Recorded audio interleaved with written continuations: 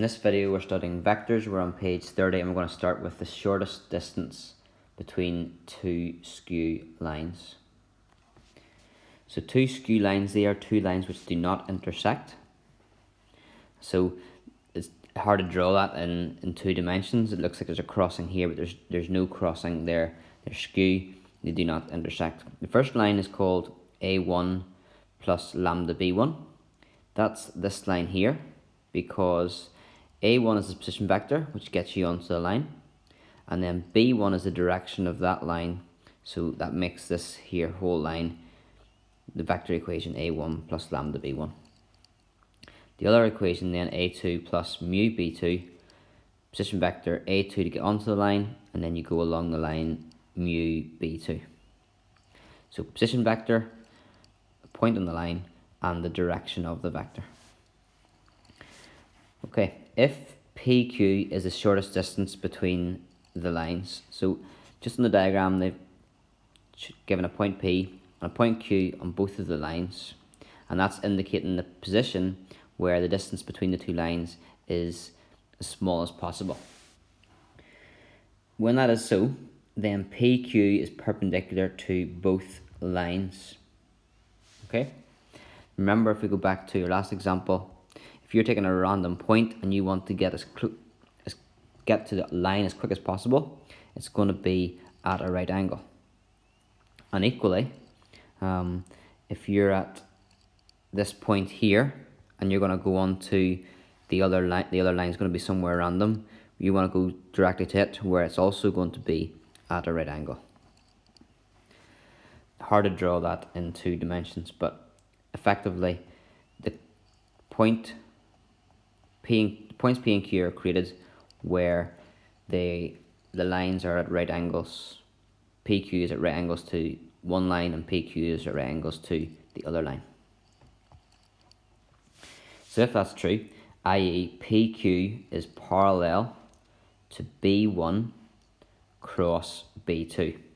Remember, B1 cross B2 creates a vector which is perpendicular to B1 and perpendicular to B2, and that's exactly what the line PQ is. It's a line that's perpendicular to both B1 and B2, because remember, that's the direction of B1, that's the direction of B2. They're the directions of the vectors with those vector equations. So it's true then that PQ is parallel to B1 cross B2. The unit vector n in the direction of PQ would be B1 cross B2 divided by the magnitude of B1 cross B2. That's simply B1 cross B2 creates a vector. If you divide it by the magnitude of that vector, B1 cross B2, that will give you the unit vector. So that's nothing new there. And then on to the next page. I've moved it here, 31. So you can see it all. A1 minus A2, so it represents the displacement from a point S on one line to a point T on the other line. So A1 takes you to T, A2 would take you to S. If you're going from S to T, just a random point on one line to the random point on the other line, then you would go minus A2 plus A1. So A1 minus A2 represents the displacement from a point S on the line, on one line, on this line here, to a point T on the other line, this line here. Okay, moving on then. If theta is the angle between ST and PQ, then it can be said that PQ equals ST cos theta. Now that's a bit of a jump, so let's see what's happening there. We've got ST here, and want to see what angle it makes with PQ. So the way to do that would be to bring those two together. Continue it on would give you that angle they'd meet at. And then if we look at the S and P to make a triangle, SP makes a right angle with PQ, because of the nature of PQ and the line, just from the fact we mentioned earlier on. PQ is perpendicular to both lines. So PQ is perpendicular to this line here. We've now got a triangle here. This is the angle between ST and PQ. If I draw it out to one side, legibly. It's hard to label because you've actually got a T here, but that's also Q, I suppose. But ST here, an angle PQ here with 90-degree triangle and theta. If that's theta, then the adjacent is this and the hypotenuse is this. So that tells you that cos theta is equal to the adjacent, which is PQ, divided by the hypotenuse ST. Or what the statement they've said is that PQ is ST cos theta. Okay?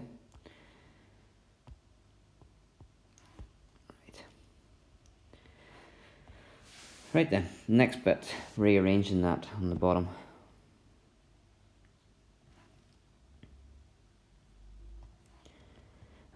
PQ equals ST cos theta, and then we can rewrite ST cos theta.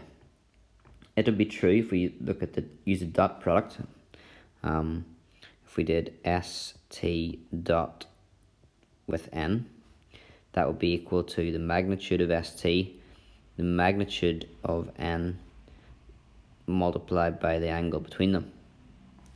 However, we're sure the magnitude of a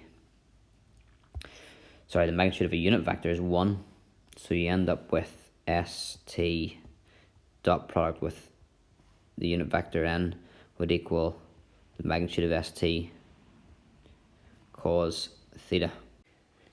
And when we're doing this, we're really talking about the length of these, the length PQ and the length ST, so we're not talking about vectors as such, so we really want to look at the modulus overall. So you can just put the modulus sign over that and it gives you the same concept. Not same concept. Trying to find the right word. It holds true that if you put the modulus sign around that, that it's equal. So it's then true that ST cos theta is the same as doing ST dot product with n hat. Then a big jump. You see this formula here. Where did that come from? That's where we need to go back to what is n hat, or I call it n hat. What's the unit vector n? It's b1 cross b2 over b1 cross b2, the magnitude of it.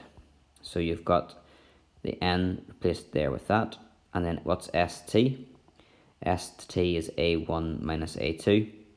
So you do a1 minus a2, dot it with this here, and then get the magnitude.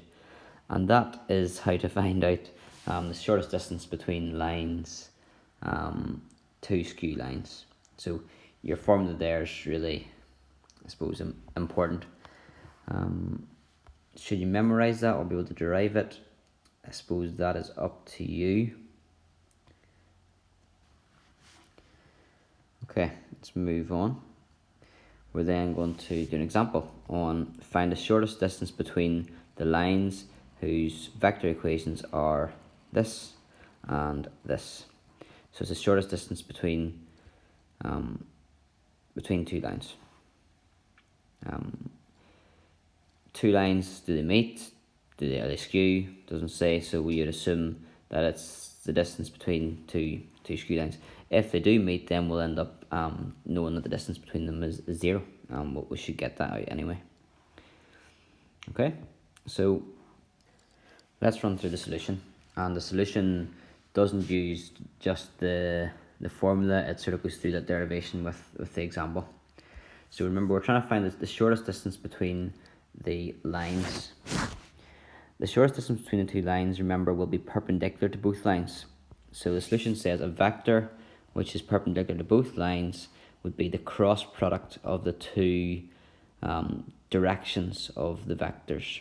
So here's the direction of the first vector, the direction of the second vector, the perpendicular to both of those would be the cross product of both of them.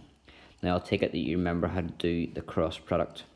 If I just put it aside, remember if you put I, J and K, and then put 2 minus 1, 1 for the first one, 3 minus 5, 2 for the second one. And if you get the determinant of that, it should end up giving you this here.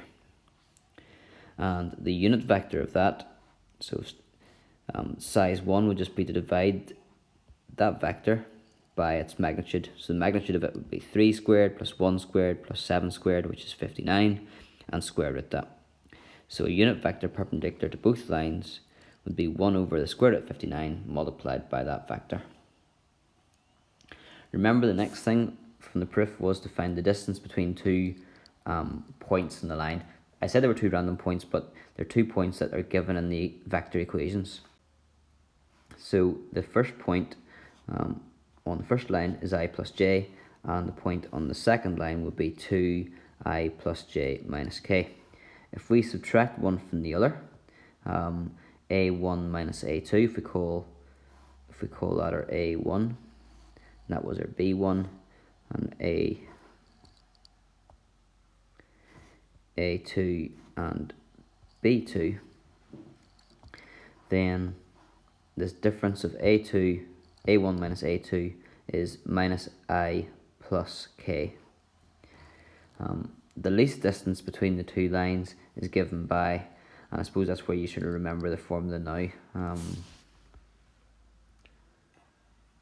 The least distance is a1 minus a2, which is this here, dotted with the cross product of b1, b2 divided by its magnitude, which is this one here. Okay, so you dot them together. If you dot that, that's minus 1 times 3, which is 3. And then nothing times minus 1 is nothing. And 1 times minus 7 is minus 7. So you end up with minus 10. But because we're getting the magnitude of that, it makes the minus 10 into positive 10. And you get 10 divided by root 59. And really, if I go back to here, when I put the magnitude here, you're saying this is similar, but it wasn't exactly the same. The magnitude, all it's doing is making sure that the length of something is a positive length, so it's not you can't have a negative length in that sense. Okay. Then the next is the condition for two lines to intersect. So, page 32. What's the condition for two lines to intersect? Sort of alluded to it earlier in the last example. Two lines with those equations intersect if the least distance between them is 0. So that's why I said if lines intersect, you're going to get a distance of 0. So if you go back to that formula, the formula, remember, the distance between P and Q was A1 minus A2 dotted with B1 cross B2 over the magnitude of B1 cross B2. It was the magnitude of the whole thing. So for it to be a distance of 0, you don't want the bottom to be 0, you don't want to divide by 0. It's the top bit will have to be 0 to give PQ equal to 0. So that's the condition for two lines to intersect. A couple of ways that can happen. If A1 and A2 are the same, then obviously that would be 0. That just means that the point that's on P on one line is also on the other line. These points are on both lines, so they obviously intersect. But there's other ways too. This B1 cross B2 could also be 0 when you work out the determinant of that.